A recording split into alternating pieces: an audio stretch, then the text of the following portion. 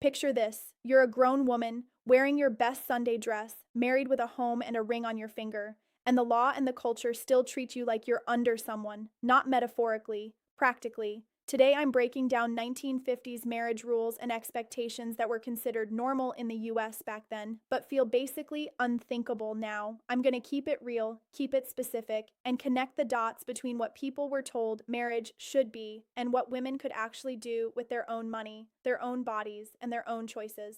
My name is Eliza. I'm an ex-Amish girl from Pennsylvania. I grew up around a culture that took rules seriously, especially marriage rules. So when I started studying mainstream American marriage in the 1950s, what shocked me wasn't that it was strict. It's how official so many of those expectations were. Let's start with the big one. The default rule was that the husband was the head of the household and the wife was the helper. In the 1950s, that wasn't just a vibe, it shaped everything.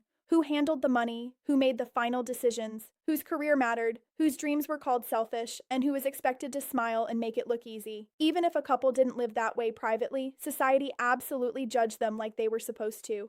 And that brings me to money, because this is where the 1950s marriage setup gets real uncomfortable, real fast. In the 1950s, a married woman could work, yes, but far fewer married women were in the labor force compared to today, and the expectation was still that a good wife didn't need to. That mattered because banks and lenders often treated the husband as the real financial adult in the room. The modern idea that you walk into a bank, apply for credit, and your identity stands on its own, that didn't fully exist for women the way it does now.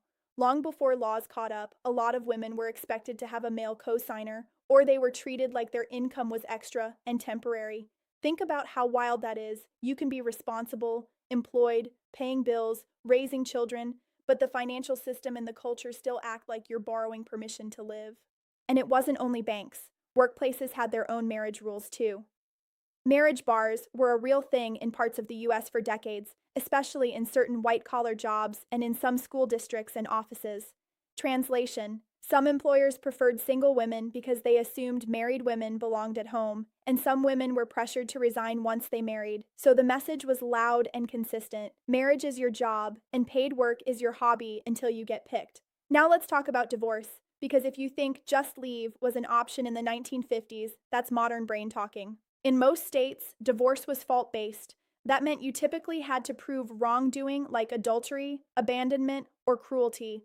So instead of two adults agreeing, this isn't working, you needed a courtroom storyline with a villain and evidence. People staged things. People lied. People stayed in miserable marriages because the process was expensive, humiliating, and stacked against the spouse with less money and less power. And guess who usually had less money and less power? Now zoom in on something even more private: contraception. A lot of people assume the 1950s were just traditional, like everyone wanted the same thing. But the truth is, even married couples in the US didn't always have full legal freedom around birth control in that era. Laws in some places treated contraception like contraband.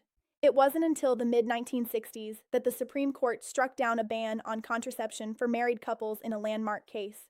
So yes, in the 50s, the idea that your marriage automatically meant privacy from government interference in family planning was not guaranteed everywhere. Read that again. Married and still not fully trusted to make decisions about pregnancy prevention without the law getting involved. And now we have to say the part people like to skip because it ruins the cute Leave It to Beaver picture. In much of the 20th century, many jurisdictions treated rape inside marriage differently than rape outside marriage. There were spousal exemptions and loopholes that made prosecution harder, or in some cases historically, practically impossible. Reforms didn't really begin rolling through the states until the 1970s and after, and some places kept carve-outs for years. In plain language, marriage could be used as a shield against accountability. If that doesn't make your stomach drop, it should. And right alongside that was the cultural rule that what happened at home was private. If a husband was controlling, if a wife was scared, if violence happened, there was enormous pressure to keep it quiet, pray harder, try harder, don't embarrass the family, don't break the home.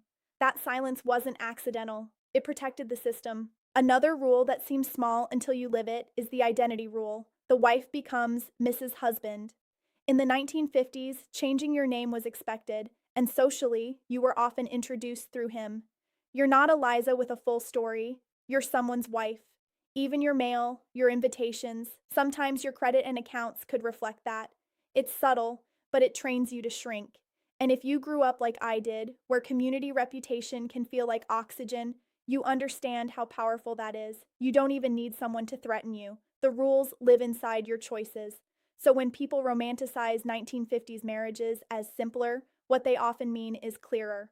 Roles were clear, power was clear, expectations were clear, but clarity isn't kindness, and it definitely isn't equality. And here's the part I want you to sit with. These weren't just old fashioned ideas. Many were backed by laws, financial systems, hiring policies, and court structures that made it hard to move freely inside your own life.